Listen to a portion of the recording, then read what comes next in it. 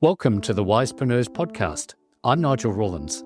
Working lives have extended far beyond what anyone predicted, not because people can't afford to retire, but because organisations need people who can navigate complexity and ambiguity, and increasingly, these professionals want to work on their own terms. AI can now handle routine information tasks. What it can't do is provide wisdom, the ability to make sense of messy, complex situations where there's no clear answer. As John Younger puts it in episode 79, you can't sell knowledge anymore, but you can sell wisdom. This podcast is for independent professionals building practices on their own terms. We explore how accumulated wisdom, AI tools, and complementary partnerships combine to create sustainable advantage, and how small collaborative networks can now achieve what once required large organisations. Together, we develop the intellectual framework for autonomous professional practice. Let's begin.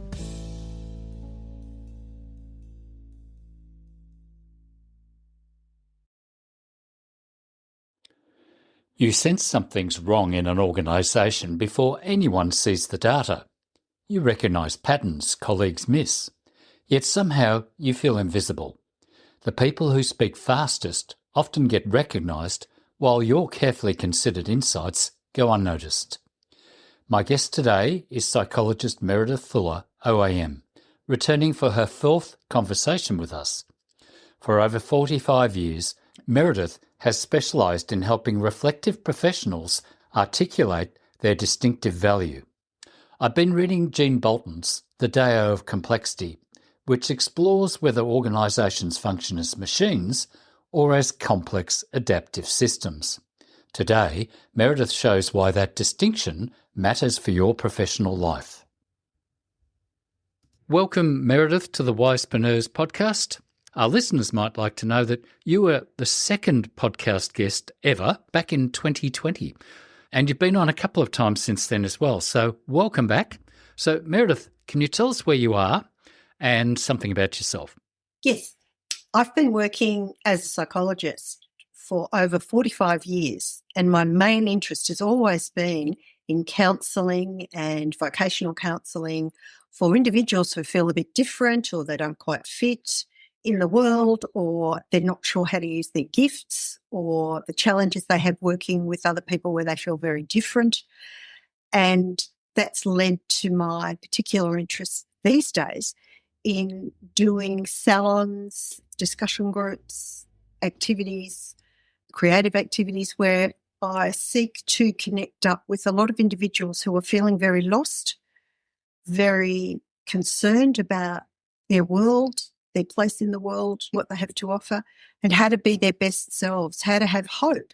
Because a lot of people who are quite unusual or different don't feel that they have a tribe. They don't feel connected to other people, so they're feeling very distressed, and they're often very misunderstood by others. And so, if you're a Martian standing in a field of Earthlings, it's hard, but when you find a few more Martians, it's much easier to understand your place and that you do have something to offer and how to be your best self in doing that. And that's what I'm very interested in, particularly at the moment where we've got massive changes like AI, people working from home, people working in little clusters, collapsing and then connecting with other people, and people being on their own between their creative bursts, and how do they manage feeling depressed or anxious or lost when the rest of the people all around them seem so purpose-driven and focused and high achieving, and they're feeling quite concerned about how to maintain their sense of self. So they're the sorts of projects that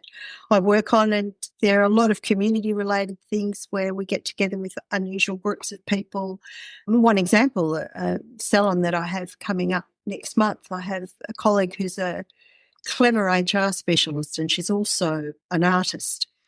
And she works in what we call the liminal space. And the liminal space is betwixt and between, almost like the doorway you stand in as you move from one sense of self or one environment to the next. You haven't quite manifested what it is yet, but you're leaving behind where you've come from, so you're really not sure what's happening. And it's a state of hesitation or a state of respite or a state of wondering. And how might we manifest that in art? And what does that mean in terms of a lot of Carl Jung's work about shadow work and reflective self, archetypal self. So we're having my friend Julie come to talk about her art and discuss what it means for people who have a sense that they're here to do something, they're just not sure how they're going to do it and how can they make money out of doing something that's so unusual. And she does a lot of large artworks for organisations and big spaces like, entire walls of art, and it's fascinating abstract work. So we've got about 30 people booked in. Now, they're a broad range of people from executives to artists to individuals who work part-time in a range of non-for-profit and business settings. And we're all going to talk about what's this thing called art and what does abstract art mean and what does it mean when you just don't feel understood by most other people. And what triggers this for me is a couple of people I know who are very creative and they work in the marketing and media and communications industries, and they're feeling a little invisible because the colleagues who seem to be getting on are very extroverted, loud, dynamic, hitting goals all the time, and they feel that they have a great deal to offer, but they just feel invisible. And helping them to actually be more robust about what it actually is that they do, because a lot of the people I'm talking about, they feel how they're different and not what other people seem to be wanting, but they have less capacity to articulate what's special about them. So I'm very interested in helping those people who feel a bit lost and stuck and invisible to be clearer about what it is they offer, particularly now because we're in the liminal space of moving towards a new way of living, a new way of working, and this is such a great opportunity for those people who have felt lost and invisible. It's something I've been following recently, and some of the reading I've been looking at is how we view the world, what our viewpoint of the world is. And what you're explaining or saying there to me that I'm hearing is that you've got people who are in an organisation, they're working, but they feel out of place. So it's something inside them that's telling them this is not quite right. And they're viewing people who are just cruising through this and working quite well. It's a word called ontology that I've been exploring, but it's also that embodied feeling that they're hearing something in themselves and they're actually getting the message, whereas other people are not hearing those internal messages. And a really important thing you said there is how do they articulate what it is that they're feeling and knowing? Because one of the problems that when you said that they're seeing other people getting ahead because they've got the gift of the gab or something like that, I think you're also identifying is that our organisations are not the same anymore. Work is not the same, but there seems to be a thing where it's predictable and you do okay, but the organisation's not necessarily doing okay. It might be dysfunctional in many ways, but some people can cruise through that and others are saying, well, what's going on? One of the things that is disturbing me today is how do people explain their value to an organisation or to their job or to their community or something like that? Is that the articulation that we're talking about here? That's a lovely comment you're making, Nigel, because we do need to understand and comprehend what our value actually is. And when our value is symbolic, hence my interest in the creative arts and how that connects to very sensitive people and their way in to try and help explain what it is that they bring in terms of value, but also to understand what their values mean for our society and where we're moving towards. That's a really, really important point you're making, Nigel. What is our value? And in order to understand our value, we need to understand what our values are. And where it becomes quite fraught is for people who value authenticity, being themselves, like being their true selves and remaining their true self, whether they're at work, at rest, at home, with friends, with colleagues, being comprehensively congruent. And a lot of people find it difficult to maintain their congruence because they feel as though they are not wanted for being congruent, and they can't relax into having that relaxed alertness at work, which picks up your point, I think, about how we need to bring our bodies to work. And part of being embodied is to actually be congruent, how I am, how I feel, what I do and what I say, and not trying to be the false self, which is what can happen if you're not able to articulate what your values are, what value you bring to your group, your team, your organisation, your social group. And so you're, rather than feeling able to articulate who I am and what I bring and how to use me best, there's a sense of I can see what I'm not. And that can cause some anxiety, and that can also encourage a sense that I have to try and be these other people, be like these other people. And I can't do that because it goes against my values, my value being authenticity is the most important thing and being real. And so a way of enabling those individuals who are quite different, and they might be about 5, 6, 7, 8, 10% of the population. So they do have a different way of operating in the world. How can they actually stay true to themselves all the time? And that enables them to relax and do what they do best, rather than be aware of their gap, their loss, what they're not. And that's something very important to me as far as helping people with their careers and their vocation. Yeah, and that's the view, that what I call the ontological view, is that they're working in an organisation and feeling out of place. We've still got this industrial age idea of work where you do this and that's your output and you're productive. But really we're living in a knowledge world where people are using their knowledge to solve problems or deal with information, process it and deal with something. The issue that I'm hearing there also, it's these people have a divergent viewpoint, an intellectually divergent viewpoint, which is very, very powerful. But if they're being overlooked because the organisation's set up structurally, then they're definitely going to be feeling out of place, because this whole idea of being embodied is that they're actually present. They're hearing and they're feeling and they're sensing and it's coming up. But if they're not being heard, then they're going to feel lost. So what do you think we need to know nowadays to survive in this world that really has become quite complex and is either changing very rapidly or slowing and then rapidly changing again? And especially with AI coming out and changing the nature of work too, which I'd like to talk to a bit further on. So what do you think? If I'm different, if I'm a little more sensitive to picking up nuance, to picking up symbolism in how I think rather than a linear way of functioning, if I'm aware of the unconscious motivations that are occurring in a room, in a meeting, if I'm a person who needs a lot of time to reflect or be or wait for my inspirations, I can feel quite overwhelmed in a lot of work groups where we're supposed to get together, snappy talk, snappy action, do it immediately, quickly, get that done, move on to the next thing.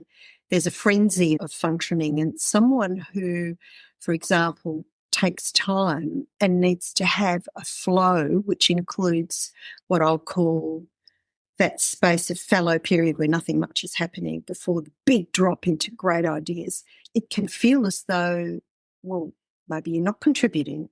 It seems that other people aren't aware of what you do, and it can be very disheartening. Particularly there might be performance reviews or appraisals or discussions, and you can feel as though your contribution isn't seen at all, and yet you know there are things you do that no one else does, but it is as though it's not recognised. So one of the things that's important is to understand and name what it is you do, rather than feeling that you should be apologising because of what you don't do like everyone else. So I'll give you some examples.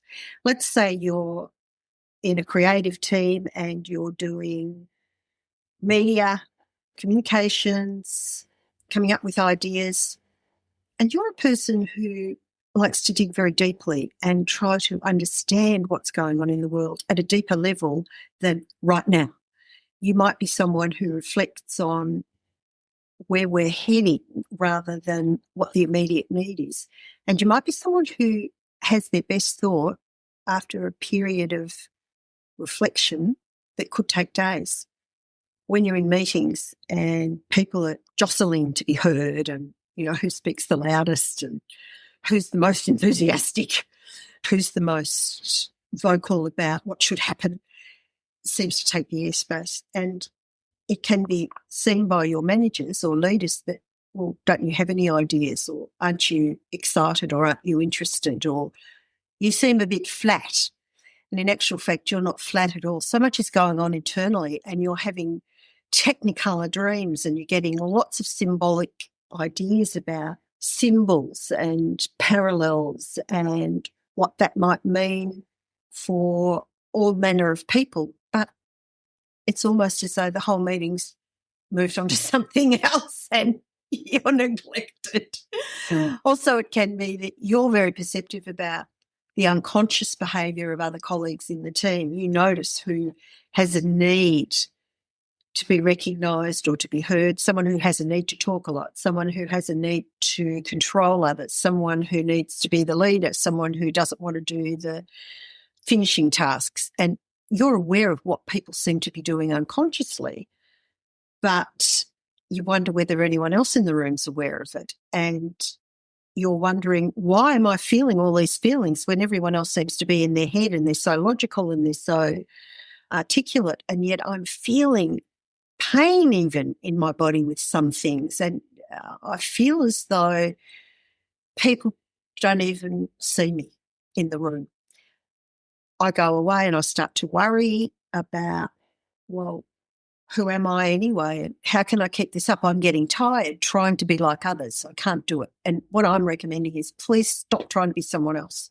Please learn to be yourself. One of the reasons that that's difficult is that our current society doesn't appreciate, it's almost like the shamanistic part of our society, the healers, the wise ones, and often the wisest people speak the least. We're a society who seems to like lots of chat, quick. And so if you're a thinker and a reflector and a feeler who takes a lot of time to assess what's really going on, and then when you've absorbed all of this and interconnected it all, you can come up with the most brilliant assessment or the most brilliant keyword or the most brilliant image to explain what are we all doing, what needs to be done, where's our group going, where's this project going, what are we missing? But you need to have the space. So space is a very important thing to understand. And people who are more sensitive and almost like prophetic in where we're headed need a lot more space to get a sense of it all and then mirror that back. So I'm inviting people to stop hurrying. There are some people who are very what we call twitchy, a little bit like, with races, there are some bodies that are very twitchy and they run fastest and they need to run. A little bit like harnessing the energy of ADHD people who can be, just when they're excited, they're so twitchy and they make it happen and they're dynamic. And they're great for the here and now. What do we do right now? But these other people are more for, let's look at the bigger picture. Let's sit in that liminal space while we work out where we come from and where we're going. And then when they do offer some ideas, possibilities, ways forward, they're very grounded in truth because they've been able to attach mind, body, soul, spirit, heart, the whole thing. So how do we enable groups to slow enough to take into account these thoughts? And how do we make sure that they're appreciated in terms of their worth? Because it's not about rapidity and it's not about how many hits you get, tick, tick, tick. It's about the quality of your contribution. And I think when you were talking before about the massive paradigm shift that's occurring, we're changing how we function and we need to become wiser in truth. And that means we need to understand a little is a lot. And people run round like they're chooks, flat, flat, flat, but they don't stay still enough to recognise we shouldn't even be in this. We should be doing something different or something else, or it needs a different way forward. And so I'm very struck by how we can educate others to appreciate the more introverted way of being in the world. The first way that we need to do that is for the introverted person to articulate who I am and what I bring and how I operate and why you need that. If we can't articulate it, we become invisible. So one of the ways can be having conversation with others, the person you directly report to, the colleague you work beside, the small group that you're with, the larger group, a meeting, to actually say, this is how you get the best out of me. I bring A, B, C, D. And in order to do that, I need you to ask me last if you're doing a round robin. I need you to say, we're flagging this because a decision will be made in 3 days. Let's get back together in 3 days. And let's ask you first, how have you perceived this period of time? And that's interesting because a lot of extroverts won't have given it any thought. They've had their best thought, yabba yabba, it's out. But the introverted preferred will really think deeply and feel deeply. And in their bodies, they'll experience all sorts of aches and pains and visions and ideas connected to how we communicate, what we need to say, what we need to do, who needs to do what. And so allowing us to sit with it. Often our bodies can become conduits for what's going on in a room and where we need to head. If you're a very feeling sensitive person in a group and you're having a meeting and you're starting to feel distressed and upset and certain parts of your body are aching, that can be a metaphor for what's going on at work, what's going on in the room, what's going on with this topic. And it can be helpful to sit with it and ask it, what am I being told? What am I hearing? Rather than thinking, oh my God, there's something wrong with me. I don't fit.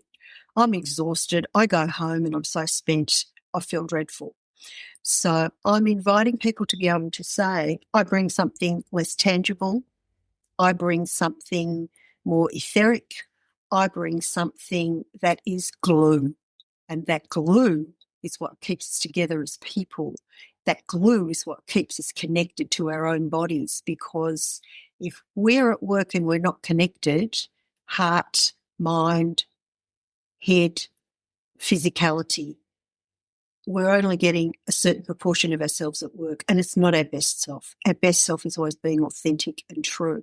And if we're able to be relaxed alert, we can not have to spend ages gearing up to walk into a meeting and cope with feeling anxious or distraught. We can actually walk in being ourselves and sit with being ourselves and know that we're understood and valued, and that people will ask us, well, how does it seem to you? Or, gee, I've noticed that you've been scratching your neck a lot, or you've been furrowing your brow a lot. I'm just wondering what's going on for you.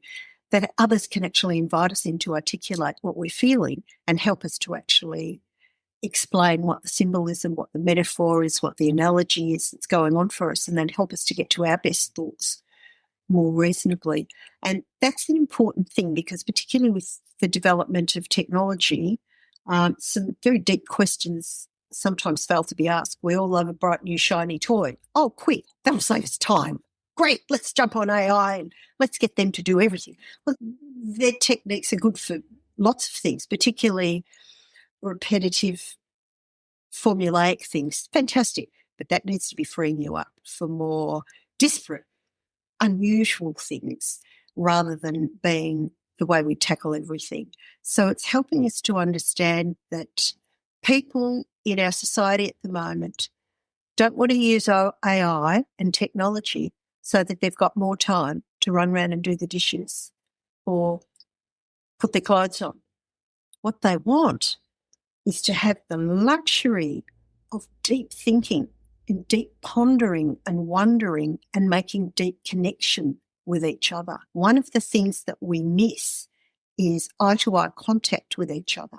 As our groups and areas get bigger, we don't have that touch feel of being in the orbit of another person and staring into each other's eyes and getting that truth of really seeing each other and communicating.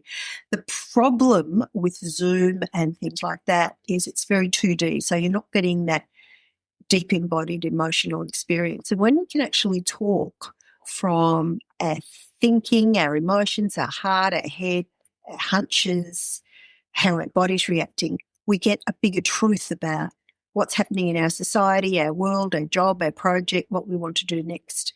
And so I'm encouraging people to take more time to actually physically be together for intense periods of exploring, communicating some of the time. And we seem to have lost this. We don't even have time with friends when we have a social activity. It's almost like we have to rush in, rush around. We've got 3 things to visit. Can't really say more than, hi, how are you? Oh, yes, my kid's doing this at school. Oh, it's really busy at work and it's chaos. And there's no real time to actually be with each other and say, how are you as a person? What's your journey? What's happening for you internally? Let's talk about the bigger picture issues, not the superficial. Let's explore what it is to be human right now in this liminal state where a whole sense of where the world's headed is so different. And the only thing we can trust is being congruent with ourselves. But we need to recognise it's okay not to know everything. It's okay to sit and wait. It's okay to read books, to sit and look at clouds. Sometimes the most brilliant leaps of innovation come in the stillness and the quiet. And this is why introverts are absolutely essential in our work world at the moment and often being misunderstood and overlooked. And it's also why anything creative, artistic, whether it's painting, drawing, language, dance, music, is so critical. Music's a language that's very important because there's something about waves and sound waves and hearing at that deep level, almost that universal level, that requires us to actually be in a state of flow. It's very hard to be in a state of flow when you're all jostling to get the best position sitting at the meeting and make sure that your ideas are picked and your team's picked. And it's much more difficult for groups to say, let's take it more slowly and come up with something comprehensive that's going to work rather than just have a big idea. Some people have great ideas, but they haven't thought through how will it be implemented and how will it impact on individuals and people? How will it affect their bodies, their minds, their souls, their thinking, their day-to-day, and who will be affected? And they jump off with a great plan that doesn't work, and then everyone's saying, well, you didn't sit with it, you didn't wonder about it, and you've wasted millions of dollars, you've wasted millions of hours. Gee, I wish we'd asked those 2 quiet people over there who were trying to say, hang on a minute. So I'm encouraging people to get clearer about it's okay not to know and it's okay to wonder. It's okay to sit with the process. Most brilliant leaps happen in space, the space where nothing much is happening, because you're enabling a space in your body, your mind, your heart, your soul to bring in inspiration. So we need to take some things more slowly, those of us who need to operate that way, enable the twitchers to get on with things, but that they need to check in with us before action and consequence is occurring. You know, in episode 78, I spoke to Mayumi Kataoka, and it was about when your brain needs trees. And she does forest bathing or forest therapy, and she takes people out. They spend 3 hours in a forest and they do a maximum walk of 1.5 kilometres. And at the end of it, they say, we only walked 1.5 kilometres. And what she does, she attunes them into sounds, the wind, the colours, by doing a number of things. So she disconnects them from the digital world. But what I'm hearing too is people need to learn to make sense of what's going on. But again, the organisation, from the sounds of it, is still in that industrial model. Come up with an answer, let's do it. And mistakes are being made. And in many ways that comes across to me as mismanagement in many ways, because that's what's being rewarded. Whereas the quiet, thoughtful nature of the work is not being rewarded. And to me, it sounds like a word I use. There's wayfaring, but wayfaring for me is more about doing your own personal journey. But waymaking in an organisation is making sense. I don't think that's occurring a lot. And I think one of the biggest dangers also is that people are supposed to be productive, like you said, coming up with an answer, coming up with a solution, all very quickly. And I think we know nowadays that doesn't work anymore. If you're finding value in these conversations, I write a weekly newsletter that goes deeper into the same themes: positioning accumulated expertise, AI tools, partnerships, and building sustainable independent practice. It arrives Tuesday, no fluff, just practical thinking for independent professionals. You can subscribe for free at wisepreneurs.com.au.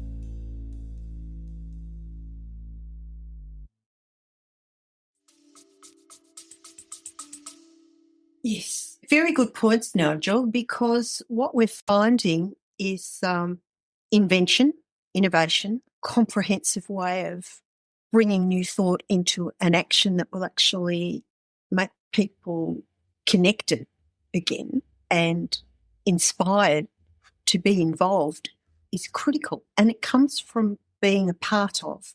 And one of the problems that occurs is we can feel so alone that we're not a part of, and we don't understand that personal touching, whether it's cognitively or emotionally or in real time physically, is what engages us as humans, the social part of us.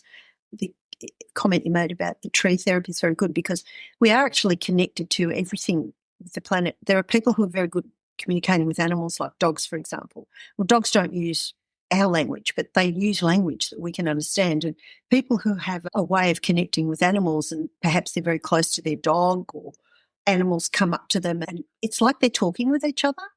It's like there's a conversation and they're understanding each other. And animals like dogs and others have a lot of wisdom to share with us. And if we can listen and we can hear and can respond, they are our companions. They're our accompaniers as we go through this thing called living. Same with trees. Trees communicate with each other. They communicate with us. Everything that's living that has a vibration is alive. And we want to invite ourselves to be part of the planet that we're living in and part of the society we're in. And if we can connect with just a cluster of people that we feel very close to, it helps us stay enlivened in the world. So coming back to the introvert preferred, more sensitive person, they just need a couple of people that they feel very close to, who see them, who are mindful in the group, in the meeting, in the organisation, that, hey, you do these amazing things and I want to check in. I notice you're doing this. What's going on for you? Or what's your thought? Or can we come and ask you to embed that a little more later? Or are there things we haven't thought about? What do you think might go wrong?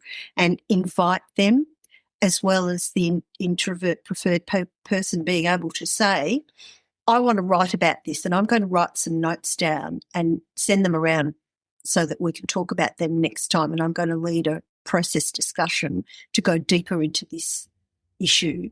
I'm going to share my observations about what I think is going on in the room right now. All of these things are tremendous, wonderful things. A lot of consultants do that. A consultant will come in and say, okay, maybe this is a dysfunctional team, or we're not as good as we could be. What's going on? And they're actually able to hear each person, look at the process of each person together and feed back what's missing, what's too much of, what's too little of, do things differently by taking that group into another context, for example. And it's almost like saying, yes, a 2D world's interesting and it's there as our servant to help us be the best human we can be. So in order to do that, we don't want to get caught up in the detail of a digital world.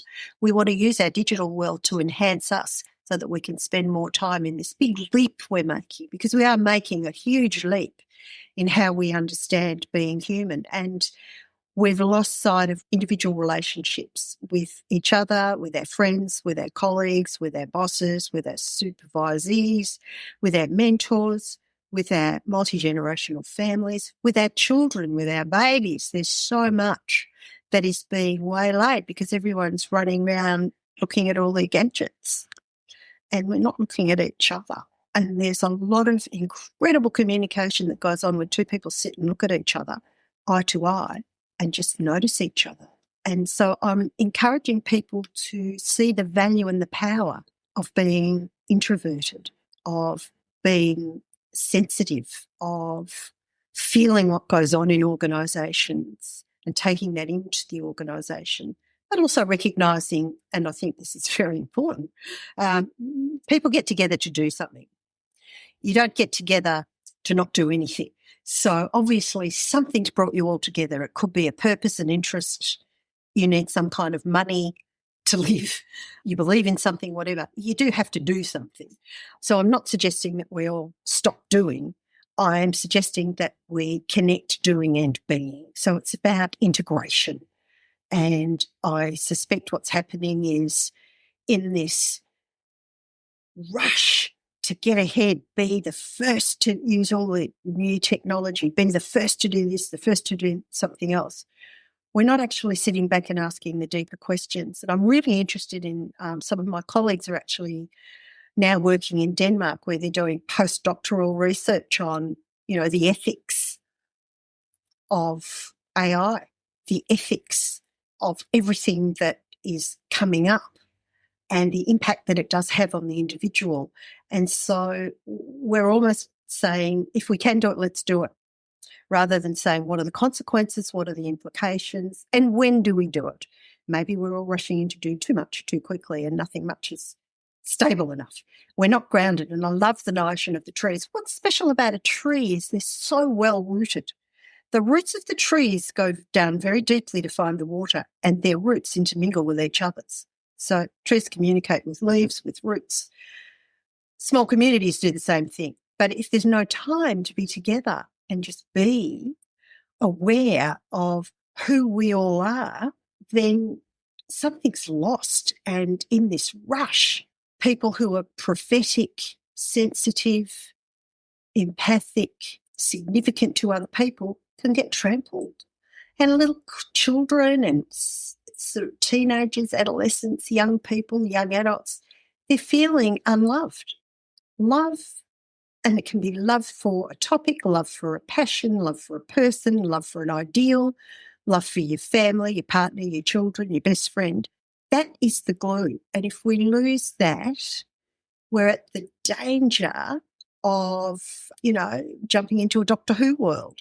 So I guess what I'm saying is I've always loved imagery that comes to mind, like the different iterations of Doctor Who and the quirkiness, the symbolism. What's the symbol of Tom Baker's scarf? There's so many things that are interesting about the unusual people, and I really wish we could have more space and time to honour the unusual people and sit with them, not because we want to buy the latest book they've written, the latest application they've created, the latest, money-making activity, the latest course, but to actually imbibe very deeply their message.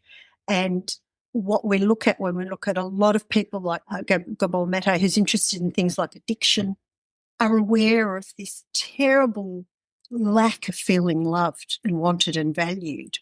And it's as though the majority of people are so busy trying to get ahead and fill up the emptiness. They don't recognise that in the rush, they're not paying heed or mindfulness to other people around them who are significant. It's almost as though, we hear a lot about people are busy and they're busy with the people who do something for them. And as soon as that's been exercised, they don't bother with them anymore.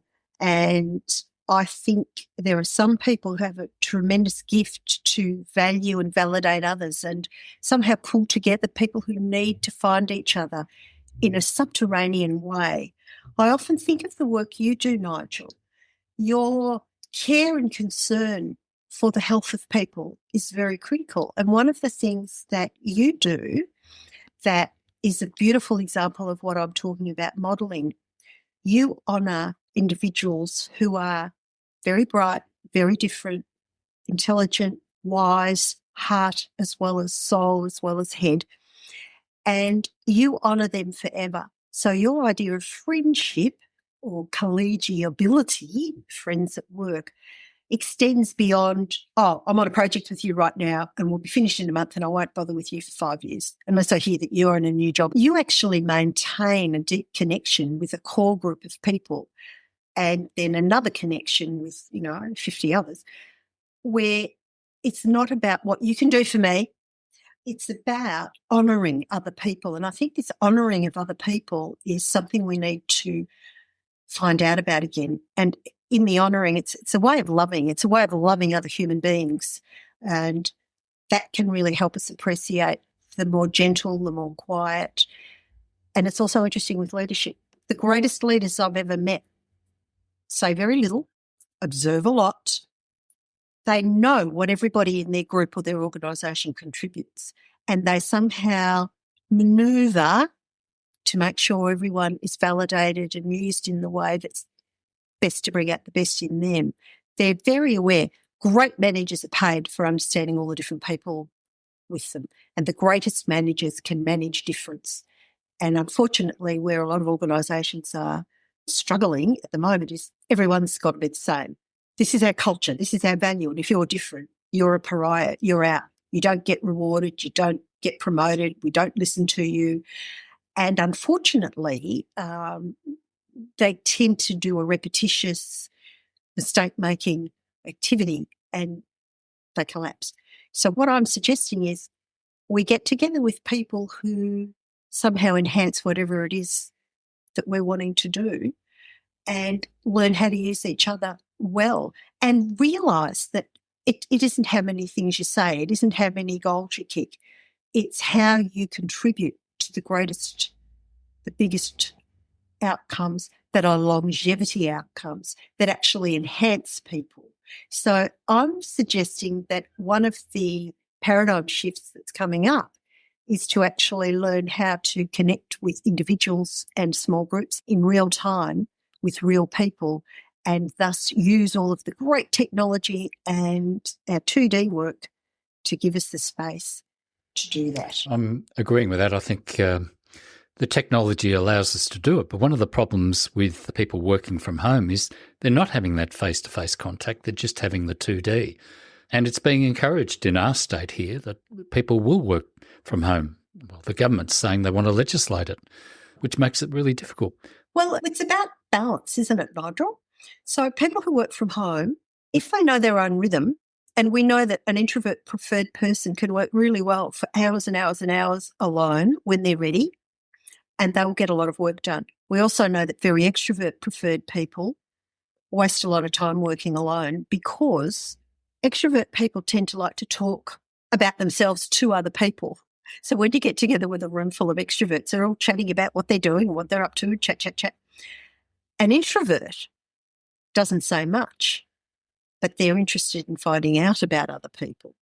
So what can happen is an introvert by themselves doing work from home will accomplish a lot and will reflect on other people and their needs.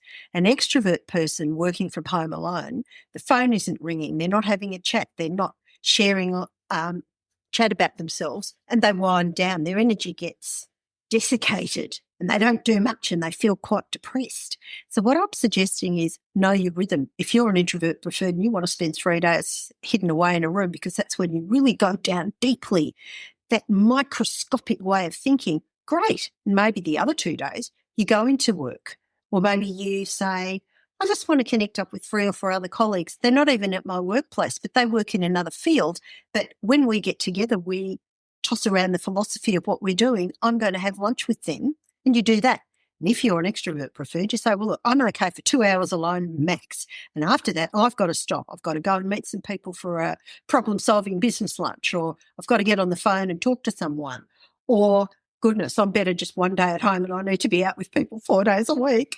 Learn what your rhythm is and work with it and be respected for how we are different in this essential dynamic. So, for example, I'm very introvert preferred and I need to reflect on things a lot.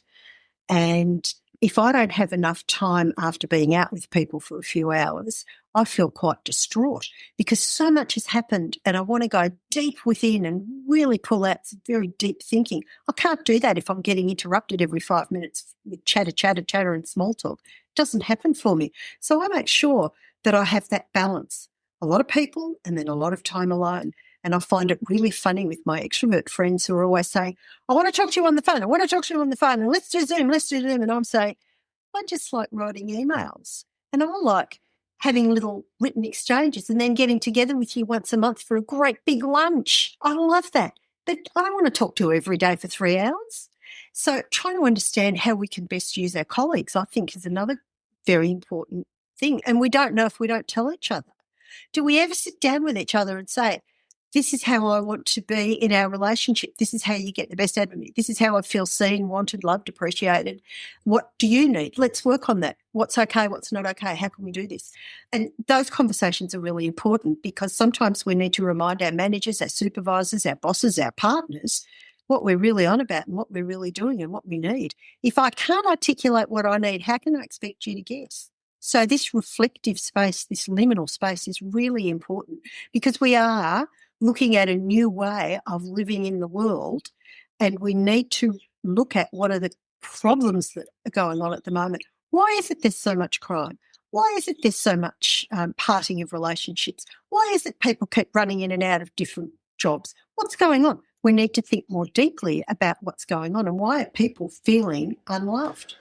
What we're saying here then is there's an expectation on these people who feel different to be very much an adult and be very mature and be very wise to deal with this. So let's think about this.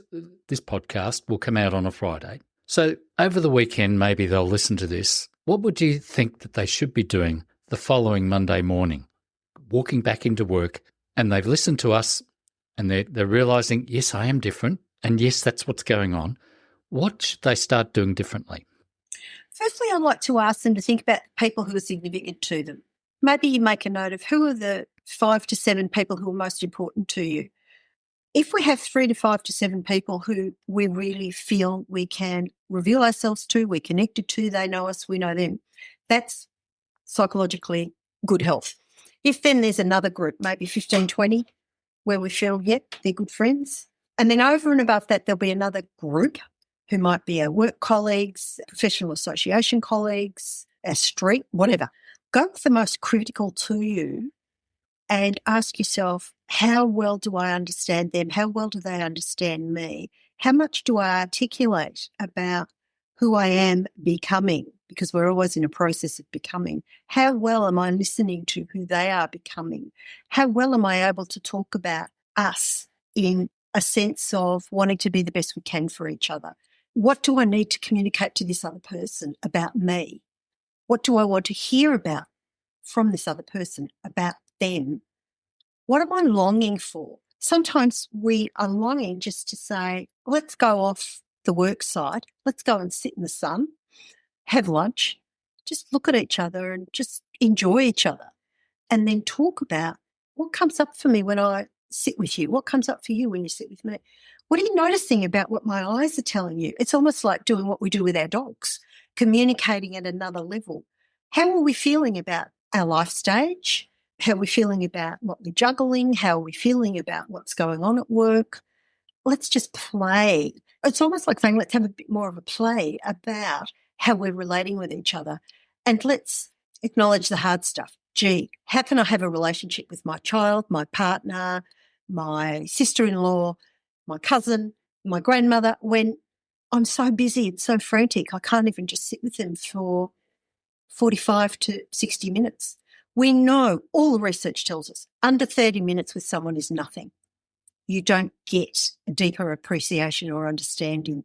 You know, when we're doing any kind of job interview, assessment at work, under 30 minutes, we're not getting the real person.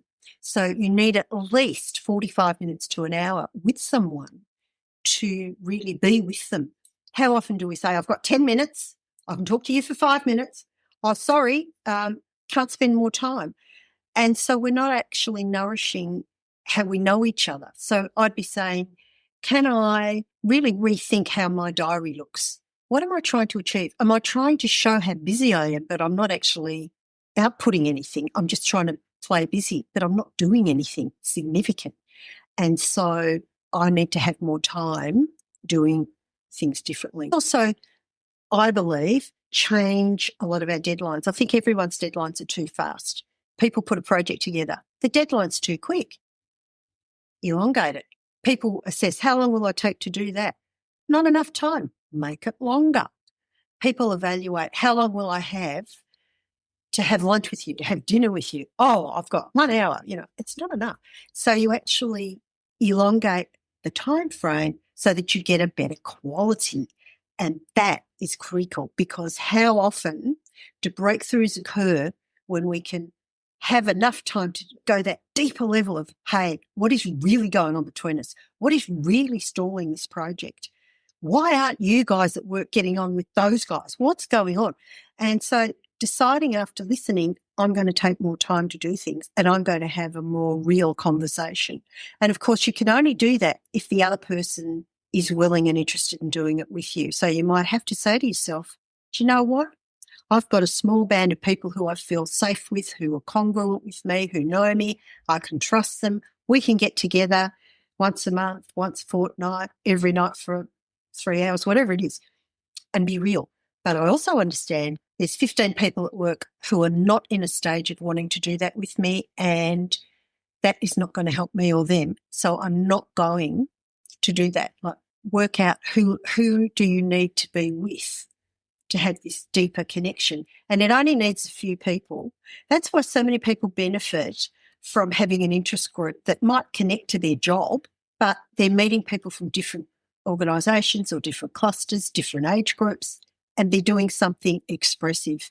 How we find out who we are is to do something expressive. When you can be expressive, whatever that form takes, you are most in touch with your authentic self and what you bring. So I'm encouraging people to allow themselves to be expressive. And being expressive can mean doing things you love to do that are fun, and you don't have to be perfect at them. A lot of us give up because we don't allow ourselves time to practice, rehearse, learn. Oh, I'm too busy. I can't learn to play the guitar. I can't learn to write music. I can't learn to paint. I can't learn about AI. Well, of course we can. We just need to actually say, to do this, I need to do less of that. I'm always astonished about people who like doing things because they think they should rather than they like them. Don't do things you think you should, you don't like, and someone else loves to do it. Make that space better for you to do what you love. Meredith, I think there's two things I'm hearing there. Is one, should somebody say, well, look, this doesn't work for me, I need to go out on my own? Or two, who could come in and sort this out in our organisation because we're not listening to each other or working? Correct. And another interesting thing you said about projects are always underestimated. Any long-term project that's not taking more than a year. I mean, you'll hear a lot of people saying, oh, you've got to move fast. Well, yeah, you can move fast, but as long as you're doing something really simple and then building on that, as they say. Absolutely. Any real long-time project is 12 months to 2 years or even more. Yes. So, two things. Should they leave if they're finding that's the case? And if they do leave, what are they going to do? Or is there somebody who can come in and start seeing these and bringing the dynamics or the sense-making back into it? I believe in both. One of the things that we're noticing about where we're moving towards in the future is organisations as such are going to be very different. What's happening now, little clusters are forming of people who come together for a reason or a purpose, and they might pull each other in from odd ways. Often there'll be connectors, people like you, for example, who know, oh, if you're going to do that project, you might want to meet X, Y, and Z because they'll be really great for that. So there's connectors who you use to help find the right people, and you use different methods to find the right people. Get together, do it, and then it's done, and it may be time to finish. And you don't keep hanging on to something because you think, oh, we can't dismember it, we can't finish it.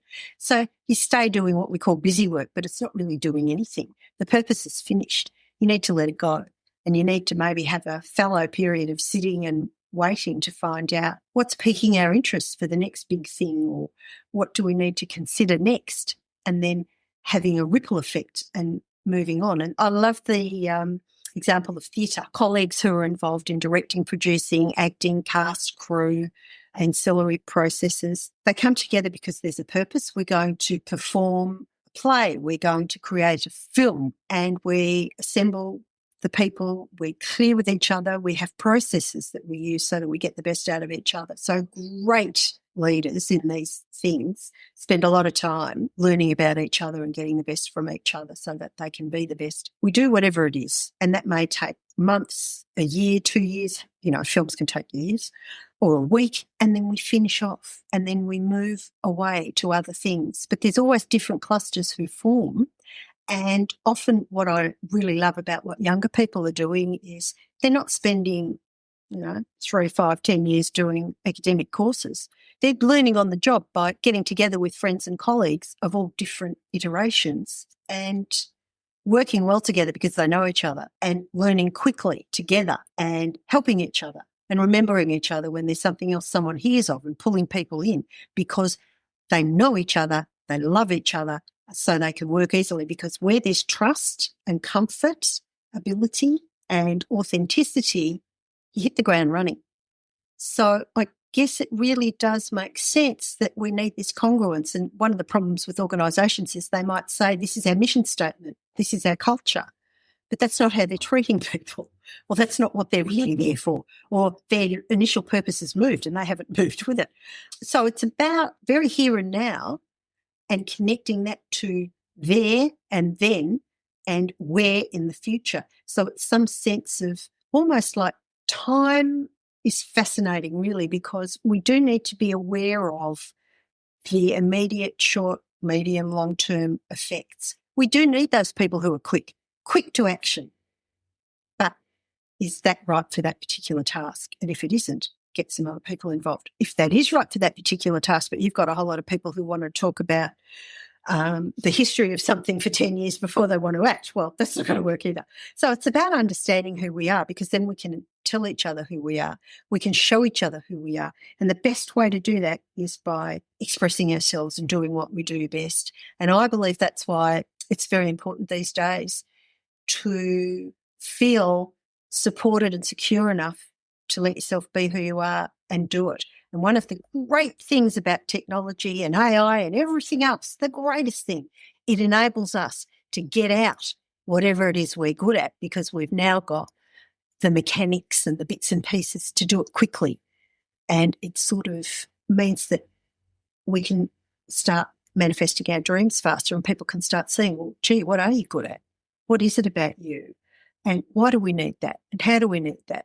I guess one of the things that I'm conscious of is how important it is for people to understand having a good feeling in a work team, because you trust each other and you know that you can speak without getting your head blown off, or that people won't criticise you, belittle you, give you a sort of contemptuous smile, knife you in the back, all that sort of thing.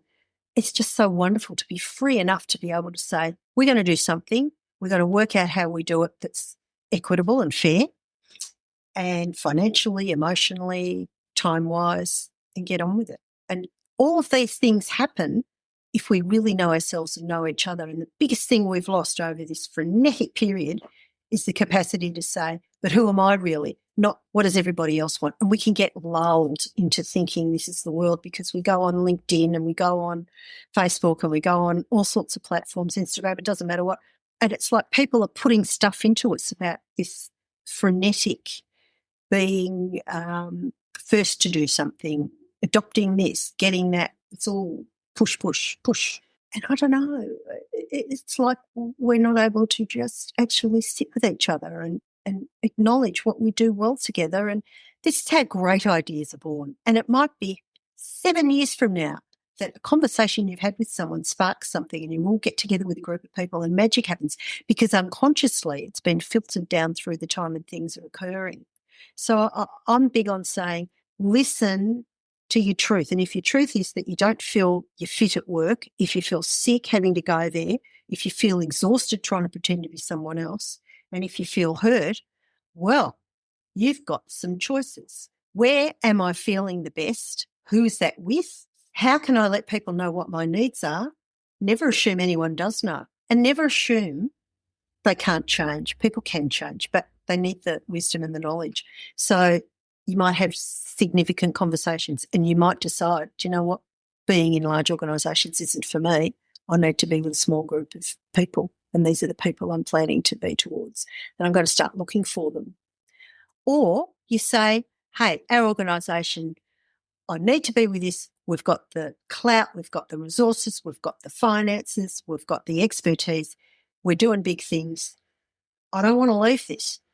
I need this, but we need to be doing it better. Let's bring in some thoughtful people who can help mirror back to us and help us move along in a different new way.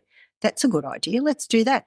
I'm quite shocked at how we've lost a lot of training and consulting services. It's like everyone's saying, we're too busy, that's too expensive, what a waste of time, let's just get on with it. And look, people will fall by the wayside, sack them, move on, plenty of people looking for work. So there's a sense of not honouring all the wonderful material that we have together that we can do something really magical with. And you know what the biggest problem is? No one ever does an audit of who we've got in our group. No one except, as I'm saying, these new creative groups who are saying, hey, what are you good at? What are you interested in? What's your life story? What are some significant things you've done in your life? What are your hobbies? What are you interested in learning about? And you find out there are people in your organisation who are just amazing, but you've never found out because you've never asked. And you can start harnessing all this new knowledge and put together unusual teams. Stop worrying about age together. Broad age ranges are great. Stop worrying about everyone has to be the same. Difference is great if it's managed by a great leader, manager, supervisor who understands who the people are that we have and how to get the best out of them. And you know what? You don't have to be that bright. The greatest managers I've ever heard speak say, I don't have to be clever at everything. I don't have to know everything. I have to know the people, and I have to know how to get the best people for all the different tasks. That's what I have to know. And it just really frees us up, I guess, to really want to say, I want to express myself and what I bring. And you know what? If this isn't wanted here, that's okay. It'll be wanted somewhere else. That sounds pretty good. We've come to the end of our time, actually. Well, I just get so passionate about wanting the smaller cohort of people who feel like they're not okay to realise they're more than okay, and there's space for everyone. So I get very excited. Meredith, where would you like people to find you? Well, I've got a website. So that's meredithfuller.com.au. And there are lots of free things we do. We've got groups that we put together as a free resource for people in Melbourne, obviously, in real time and virtual time. And there's lots of projects that we're involved in. We make films, we do all sorts of things where people can come together and share ideas and thoughts, and we all help each other and share our skills. So that's what I'm doing now in this period of time of my life at my age. And you're on LinkedIn as well, aren't you? Yes. So they can find you there.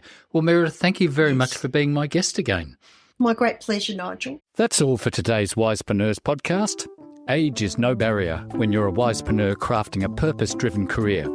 If you found value in this episode, please subscribe, leave a review and share it with your network. Visit wisepreneurs.com.au to join my newsletter for exclusive strategies and ideas, and connect with me on LinkedIn for more insights.